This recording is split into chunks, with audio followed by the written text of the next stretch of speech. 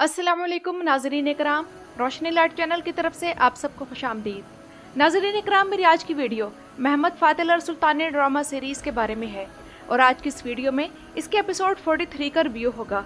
लेकिन इस एपिसोड के रिव्यू की तरफ बढ़ने से पहले सलाहुद्दीन अय्यूबी ड्रामा सीरीज़ के वो मद्दाह जो मुझसे ये डिमांड करते रहते हैं, जो कमेंट्स में मुझसे ये फरमाइश करते रहते हैं कि आप इस ड्रामे के रिव्यूज़ पर वीडियोज़ क्यों नहीं बनाती, तो नाजरीन इकराम, मैं उनके साथ ये खबर शेयर करना चाहूँगी कि एपिसोड 58 पर सलाहुद्दीन अय्यूबी सीरीज बंद कर दी जाएगी और इसका तीसरा सीजन नहीं आएगा और ये इस सीरीज के मद्दाहों के लिए इंतहाई तकलीफदेह बात होगी। लेकिन हकीकत यही है कि योगर गुनेश को सलाहुद्दीन अय्यूबी के रोल में तुर्कों ने बिल्कुल रिजेक्ट कर दिया है। और सच्ची बात तो ये है कि इसमें ना एमरे कोनक की कोई गलती है और ना ही योगर गुनेश की। हर किसी ने अच्छी परफॉर्मेंस देने की कोशिश की, लेकिन तुर्कों को पसंद नहीं आई। और हर तारीखी ड्रामा सीरीज की किस्मत कुरेश उस्मान वाली नहीं होती, जो अपनी कई खामियों के बावजूद आज भी स्टेबल है। अब इस ड्रामा सीरीज के बंद होने के बाद लोग कभी किसी बात को इस सीरीज के बंद होने की वजह कहेंगे और कभी किसी बात को। लेकिन जैसे बारबरस लाल सीरीज नहीं चली तो ये भी नहीं चली।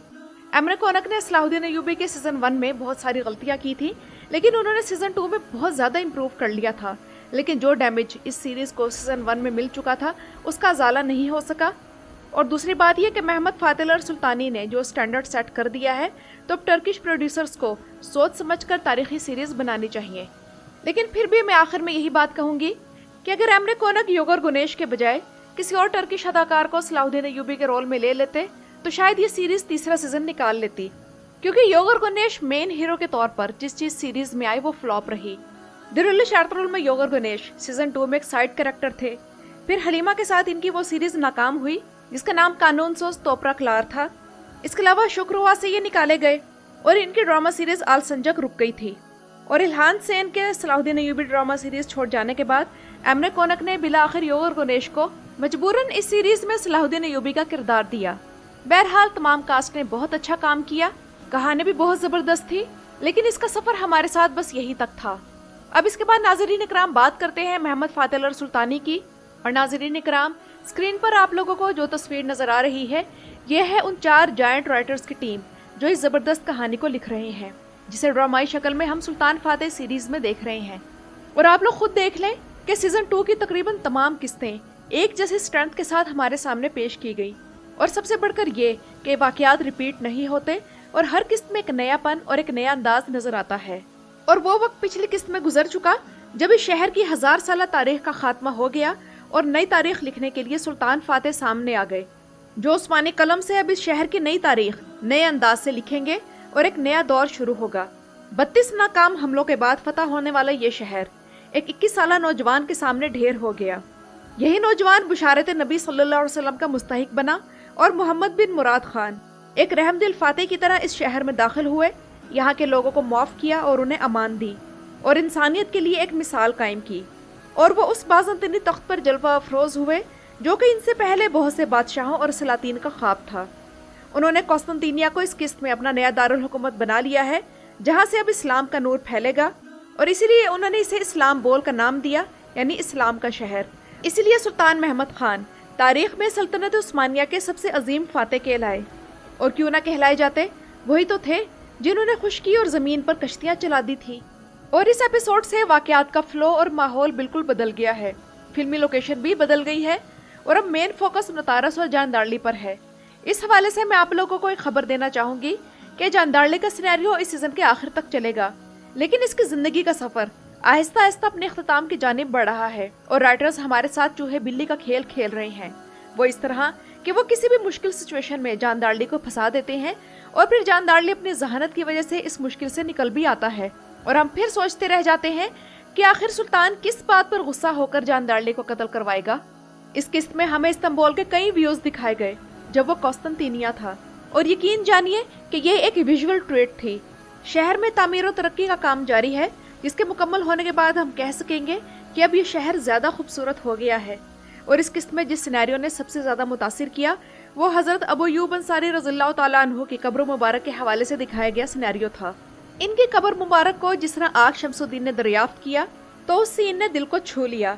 और अब तुर्क इन्हीं सहाबी रसूल सल्लल्लाहु अलैहि वसल्लम की मोहब्बत की डोरी से बंधे हुए इस्लाम बोल में आबाद होने के लिए खींचे चले आएंगे, जिसके बाद यहाँ एक नई तुर्क तहजीब की बुनियाद पड़ेगी। शहजादा ओरहान का भी इस किस्त में किस्सा तमाम हो गया और इस किरदार का असल नाम अली नूरी तुर्कोगलो है और इन्होंने इतने अच्छे तरीके से परफॉर्म किया कि हमें इस किरदार से नफरत हो गई, जो कि इनकी बेहतरीन अदाकारी की पहचान है। इस अदाकार को भी बड़े अच्छे तरीके से फेयरवेल देकर सेट से रुखसत किया गया और तख्तो इक़्तिदार की जंग में पता नहीं ऐसे कितने उस्मानी शहजादे अपनी जान से गए। और शहजादा ओरहान का सिनेरियो बड़ा ही बेहतरीन लिखा गया था। जानदारली और सुल्तान के दरमियान फिल्माए गए सीन ऐसे हैं कि किसी भी एक्टिंग स्कूल में सिलेबस के तौर पर दिखाए जा सकते हैं। तब दोनों ही अदाकारी के उरूज पर होते हैं। जानदारली इस फतह की मुखालफत करके ज़ेरे अताब आ गया और उसका ओहदा भी खतरे में है, लेकिन उसने इसहाक पाशा के सामने जो ये बड़ा बोल बोला कि सुल्तान तब तक फतुहात नहीं कर सकता जब तक जानदारली खानदान इनके साथ ना हो, तो ये जुमला खुल्लम खुल्ला बगावत का इजहार है और आप देखिएगा कि ये जुमला सुल्तान तक जाएगा। जानदारली का किरदार ऐसा है कि अगर उसे ना लटकाया गया तो तब भी वो सल्तनत के लिए खतरा है और अगर उसे लटकाया गया तब भी हमें दुख होगा, लेकिन उसके अंदर का चालाक इंसान सुकून से बैठ ही नहीं सकता। और आते हैं सुल्तान फातेह के जुमा के नमाज के सीन की तरफ। और यहाँ मैं आप लोगों को एक बात बता दूं कि इस सीन में शरीक लोगों में इस ड्रामे के प्रोड्यूसर अयूब गो खान भी थे। मुझे इससे दिलुल शारतुल की आखिरी किस्त याद आ गई जब मोहम्मद बुज़दैग उस सीरीज के आखिरी सीन में खुद घोड़े पर बैठकर आए थे। और वैसे तो फातेह सुल्तान सीरीज में सुल्तान को दिए गए कॉस्ट्यूम्स एक से बढ़कर एक होते हैं, लेकिन इस सफेद लिबास ने तो दिल जीत लिया। और देखें जरा कि कभी हमारे मुसलमान हुक्मरान इल्मी तौर पर इस काबिल हुआ करते थे कि जुमे का खुतबा खुद दे सकें, लेकिन आज इन्हें सूरह फातिहा तक सही तरह नहीं आती। मुस्लिम उम्मा पर यह सवाल ऐसे ही तो नहीं आया। और नाज़रीन इकराम, इस किस्त की रेटिंग एकदम से गिरकर 3.19 तक आ गई, लेकिन ये उस दिन होने वाले गलातासराय के फुटबॉल मैच की वजह से कम हुई और उस दिन रिलीज होने वाली तमाम सीरीज की रेटिंग कम रही। हालांकि सुल्तान फातेह पिछले हफ्ते तुर्की की टॉप 10 सीरीज में 9वें नंबर पर और कुरुलशस्मान 8वें नंबर पर थी।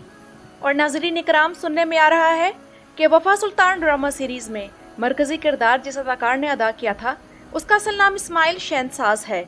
तो ये ज़्यादा इम्कान है कि यह अदाकार महमूद पाशा का किरदार सुल्तान फातेह सीरीज में अदा करेगा। और वजह यह बताई जा रही है कि इस अदाकार के इस सीरीज के प्रोड्यूसर अयूब गो खान से बड़े अच्छे और क्लोज ताल्लुकात हैं। और याद करें कि यह अदाकार बुयुक सल्जुकलो ड्रामा सीरीज में भी था और बादरियों का एक सरगना था जिसका नाम फैसल था। इसे निज़ामुल मुल्क से पड़े थप्पड़ मुझे आज भी याद हैं। बहरहाल अदाकार ये बहुत अच्छा है और सबसे पहले मैंने इसे महमद कुतुल अमारे में देखा था। उसमें इस अदाकार की अदाकारी बड़ी लाजवाब थी, लेकिन अब तो ये सीज़न ख़त्म होने वाला है, तो हो सकता है कि ये अदाकार सीज़न 3 में आए। और आजकल इस्माइल उम्रे की अदायगी के लिए सऊदी अरब में हैं। तो नाज़रीन इकराम, ये तो थी मेरी आज की वीडियो। अपनी राय का इजहार कमेंट्स में ज़रूर कीजिएगा। मेरे चैनल पर आने का शुक्रिया।